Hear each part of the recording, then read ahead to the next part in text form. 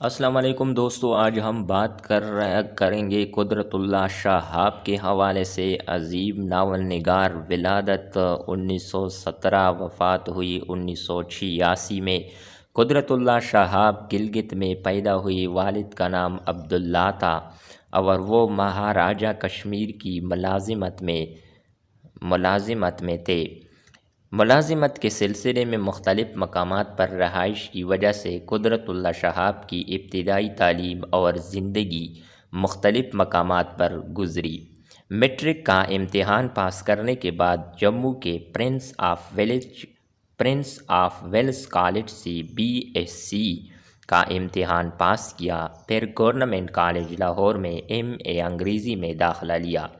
قیام پاکستان کے بعد پاکستان سول سروس کے اعلیٰ عہدوں پر فائز رہے۔ سول سروس سرکاری ملازمتوں کا شعبہ جس میں بڑے عہدے ہوتے ہیں۔ جنرل ایوب خان کے دور میں ان کے سیکرٹری رہے۔ جنرل یحییٰ خان کے دور میں ملازمت سے استعفیٰ دے دیا۔ 1986 اسلام آباد میں وفات پائی۔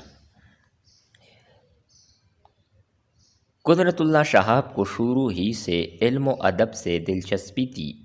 ان کا اسلوب بیان نہایت شگفتہ، رنگین اور دلچسپ ہے۔ ان کی عبارت میں جول یعنی ڈھیلا پن اور رواداری نہیں ہوتی، بلکہ وہ زبان و بیان ہر دو اعتبار سے باربط اور بامعنی ہوتی ہے۔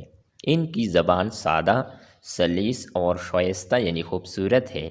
انہوں نے اہل قلم کی فلاح و بہبود کے لیے سرکاری سطح پر رائٹرز گلڈ کے نام سے ایک ادارے کی بنیاد ڈالی۔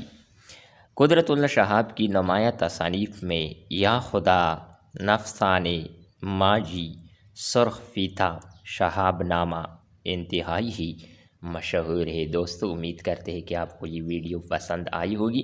نیکسٹ ویڈیو کے ساتھ دوبارہ ملتے ہیں، تب تک کے لیے اجازت چاہتے ہیں۔ اللہ حافظ۔